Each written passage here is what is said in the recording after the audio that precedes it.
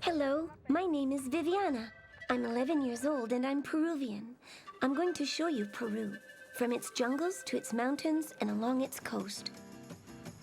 Today, I'm meeting my friend Tatiana near the planetarium. My country is the land of the Incas, a native Aboriginal people. They were fascinated with the world around them, and by gazing at the sky, they learned to understand the natural cycle of the seasons. In the spirit of the Incas, Tatiana and I love to gaze at the city and the coastline. Our country has over 2,400 kilometers of coastline.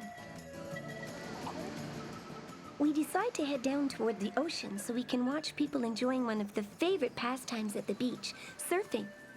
In Lima, the capital of Peru, and all along the Peruvian coast, people surf throughout the year.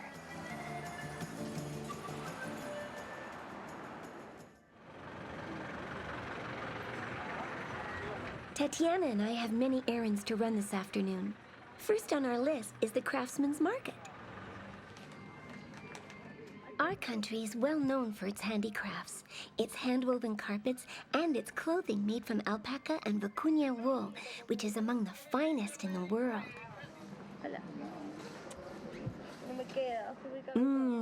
These hats are so soft.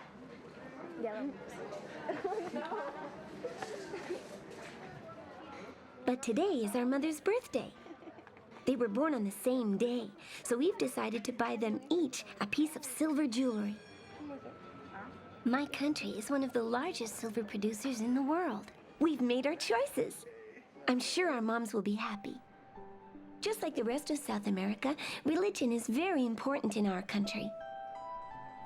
92% of Peruvians are Catholic. Tatiana and I go to Mass regularly. After leaving church, I have to buy a small gift for my little cousin's communion.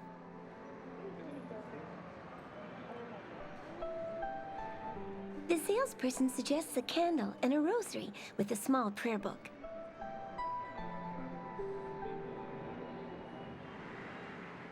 In my country, there's certainly no shortage of boutiques that sell religious objects. One whole street in the capital is reserved for selling them. You can find something for every taste and every occasion.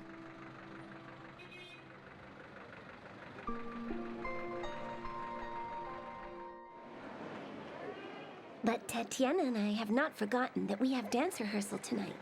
3 costumes, 3 dances to represent the 3 main geographical regions of Peru. To begin with, the dance of the coast. Our teacher tells us to stay close to our brave gentlemen.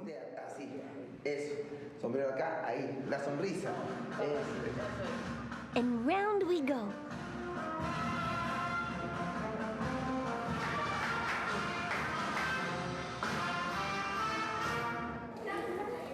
Next, we perform a rainforest dance. A little practice, and then it's up to us to follow our teacher's instructions for the choreography of this dance, called the selva. And since the rainforest is warmer than other parts of the country, we're dressed in lighter clothing. With our parents watching, we move to the beat of eastern Peru. The last dance is from the Sierra, the mountain region with its more colorful and much warmer traditional outfits. They're made from sheep and llama wool and are often hand-woven by the farmers who work in the mountains of Peru.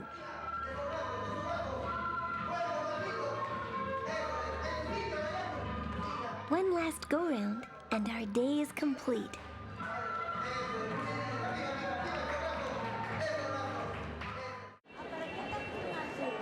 I have something very important to do this morning. My Aunt Veronica has a surprise for me. We're going to go and watch the changing of the guard. We've been allowed inside the walls of the presidential palace, a privilege reserved for the lucky few. My country is a constitutional republic, led by a president who is elected by popular vote. Along the way, Veronica and I stop so I can write a couple of postcards to my friends in Colombia and Chile. The language I speak in my country is Spanish. Quechua is the other official language and is spoken by the native Quechuan people. Now it's on to the post office to mail my postcards. It's been a long time since I've written to my friends.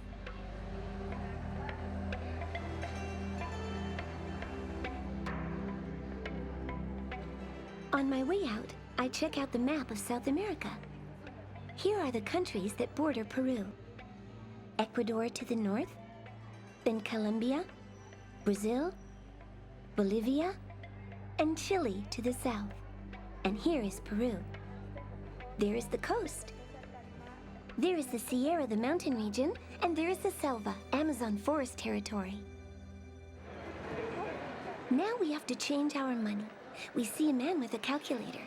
I give him the American money that my uncle gave me, and he changes it for some nuevos soles, the national Peruvian currency. But are we allowed to change money like this in the street? Absolutely. In Peru, it's perfectly legal. These people are official money changers. My aunt and I are now on our way to the fruit and vegetable market. In Peru, we're spoiled when it comes to fruit.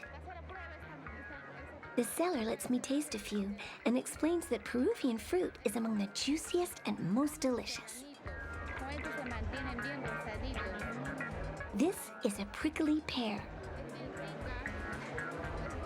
And just as each region has its traditional dances and costumes, there are fruits from the coast, the jungle, and the mountains.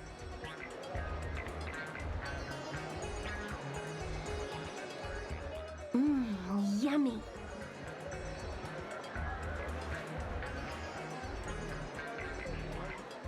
As we stroll along, a lady stops me to show me her potatoes. She seems determined to tell me how good they are. Peru is potato country. Here you can find them in all shapes and colors. There are hundreds of different varieties.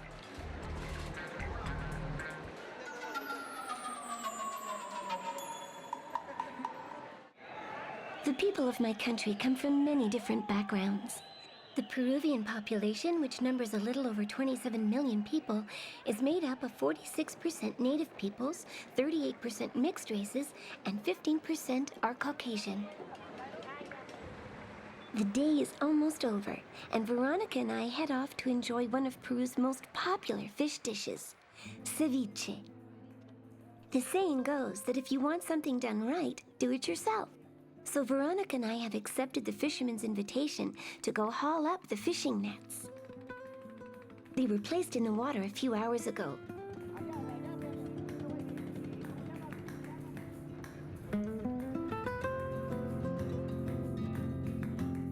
All types of white fish are used when making ceviche.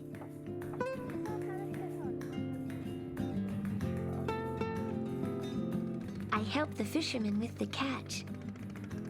It's not very hard. You just have to drop the net in the boat. Our country has one of the largest fishing industries in the world. I leave the fishermen with their catch, and I'm on my way to see an expert cook who will show me how to make ceviche. You need very fresh fillets to make a good ceviche. The lady shows me how to cut the fillets into very thin slices. Then I add some onion cut into rings, and since it's a mixed ceviche, I add some pieces of crab meat and other seafood.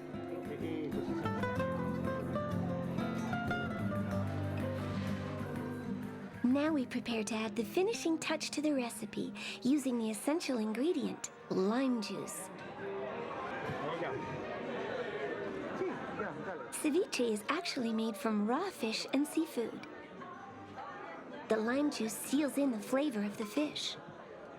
It replaces having to cook it. We garnish it with a little onion, and there you go. Dinner is ready. Veronica and I now dig in.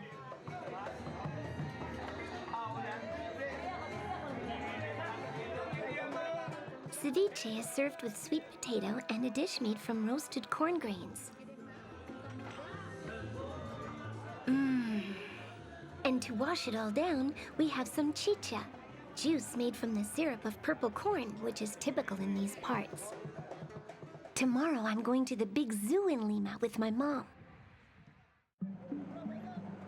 I've always dreamed of seeing the animals native to my country, so this morning, Mom is taking me to the Lima Zoo.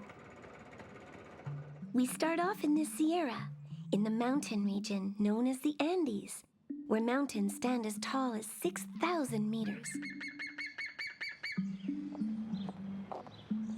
This region has the most interesting animals, llamas, along with their close relatives, the alpacas, and the vicuñas. Vicuñas, like llamas and alpacas, are part of the camel family, but they are the fussiest and wildest of the bunch.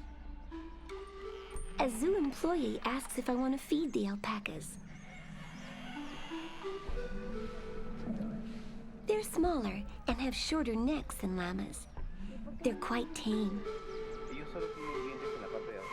O sea, los suyos son 4 compartimentos.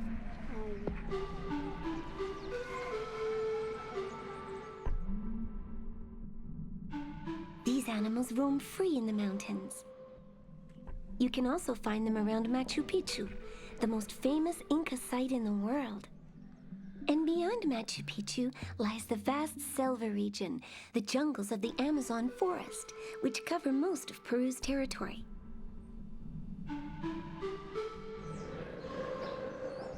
Mom and I venture deep into the heart of the selva, a tropical region inhabited by many types of wild cat.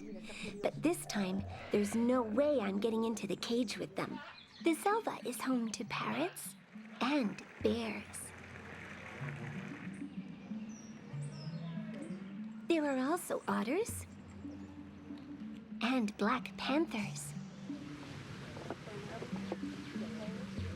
To complete our journey through the Amazon forest, Mom and I decide to take a boat ride down the waters of the selva.